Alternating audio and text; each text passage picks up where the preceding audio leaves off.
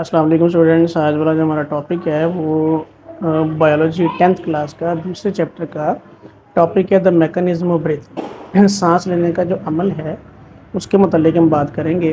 पहले तो ब्रीदिंग की डेफिनेशन है। Breathing is a physical process in which air is taken into the lungs and expelled out of the lungs.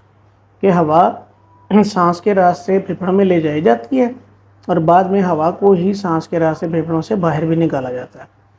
अब इसके दो स्टेप्स हैं रेस्पिरेशन के, ब्रीदिंग के मैकेनिज्म के दो स्टेप्स हैं।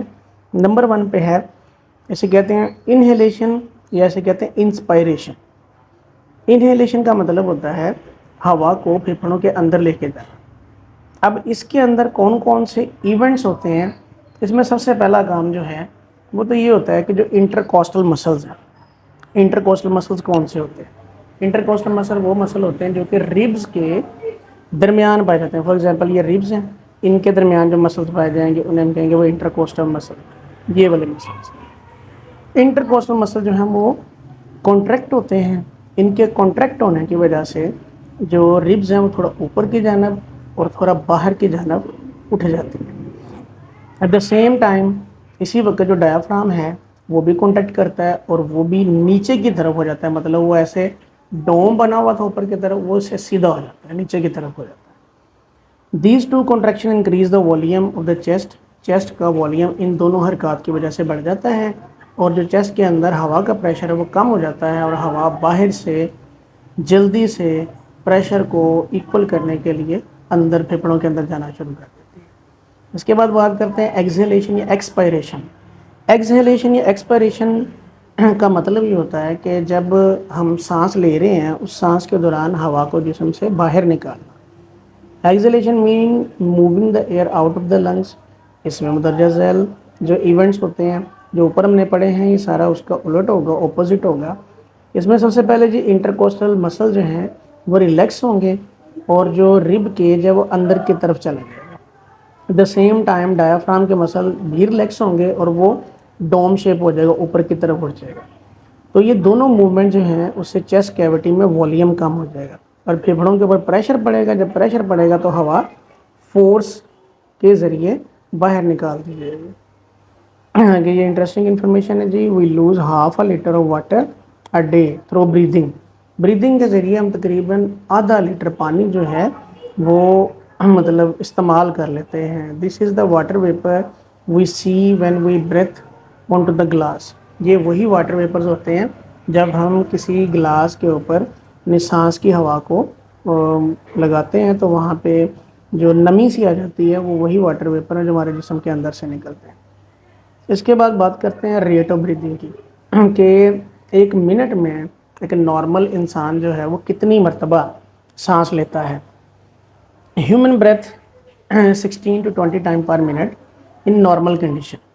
एट रेस्ट की हालत में जब भी हम होंगे तो जो नॉर्मल बंदा है वो 16 से 20 मरतबा एक मिनट में सांस लेगा। लेकिन जब एक्सरसाइज या हार्ड जॉब कर रहे होंगे तो मसल जो है वो सेलुलर रेस्पिरेशन करते हैं ज़्यादा तेज़ी के साथ, उसमें कार्बन डाइऑक्साइड भी ज़्यादा प्रोड्यूस होती है। तो जो रेस्पिरेटरी सेंटर होता है ब्रेन के अंदर वो ये डिटेक्ट कर लेता है कि कार्बन डाइऑक्साइड की कंसनट्रेशन ब्लड में बढ़ रही है। तो वो क्या करेगा, वो मैसेजेस सेंड करेगा रिब के मसल्स को, डायाफ्राम को, कि वो स्पीड तेज़ कर दें।